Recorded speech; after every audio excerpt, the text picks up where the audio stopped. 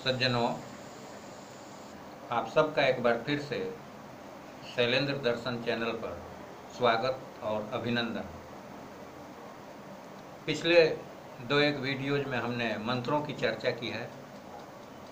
इस चर्चा को लोक कल्याण की भावना से मैं कुछ और आगे बढ़ा रहा हूँ।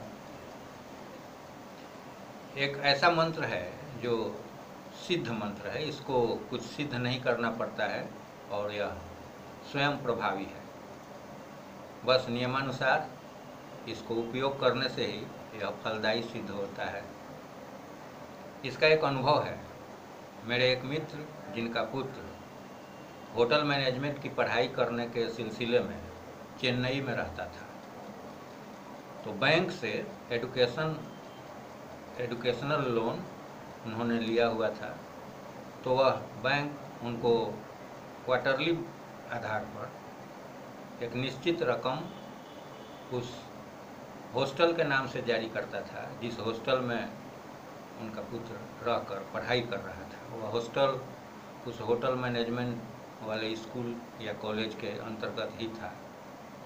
तो उसमें वह क्वार्टरली आधार पर ड्राफ्ट को बैंक इनको दे देता था और ये ड्राफ्ट अपने पुत्र के पास भेज देते थे। आज से लगभग 17-18 वर्ष पहले की घटना है। तो एक बार ऐसा हुआ कि किसी कारणवश उस हॉस्टल से निकलकर उनके पुत्र को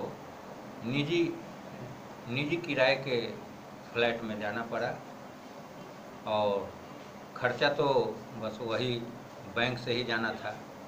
लेकिन बैंक ने इनके नाम से या इनके पुत्र के नाम से ड्राफ्ट देने से मना कर दिया, क्योंकि नियमानुसार वह हॉस्टल के या कॉलेज के नाम से ही ड्राफ्ट दे सकता था और पहले दिया भी था।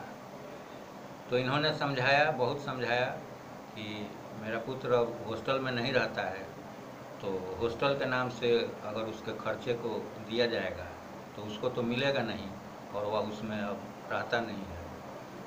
लेकिन बैंक के मैनेजर ने इस बात को समझने से इनकार कर दिया। बहुत ही मायूस हो गए, निराश हो गए और बहुत ही परेशान रहने लगे और चिंतित हो गए।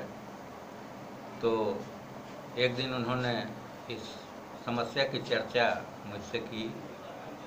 तो मैंने कहा कि देखो, अगर तुम्हारे सारे रास्ते बंद हो चुके हैं और तुम निराश हो गए तो एक मंत्र का सहारा लो। उस मंत्र को जपते हुए उसी बैंक मैनेजर के पास जाओ, हो सकता है वह तुम्हारा कार्य कर देगा। तो उन्होंने इस प्रस्ताव को मान लिया और नियमानुसार दूसरे दिन नहा धोकर और उस मंत्र को पढ़ते हुए वे बैंक में पहुँचे और मैनेजर के कक्ष के दरवाजे पर जाकर खड़े हो गए।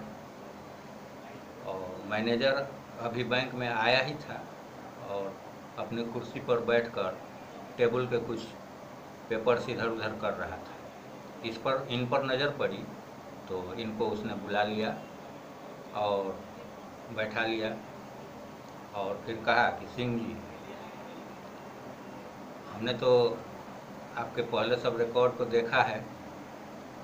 ऐसा करते हैं, आपकी समस्या का मैं समाधान कर देता हूँ। वो हॉस्टल वाला ड्राफ्ट आपके नाम से मैं दे देता हूँ। तो आज शाम को आकर बैंक से आप ड्राफ्ट ले लीजिएगा।